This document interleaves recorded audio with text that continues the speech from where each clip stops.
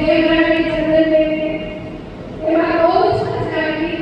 બપોરે રિસેસમાં એવું હતું કે ઊંઘ આવશે લાગતું હતું પણ છતાં એક પણ જોવું નથી આવ્યું. પૂનમબેનને ખાવામાં પણ બહુ જ ખરેખર બહુ મજા આવી અને સીમા માન્યું કે આપણે આપણા સ્કૂલ માટે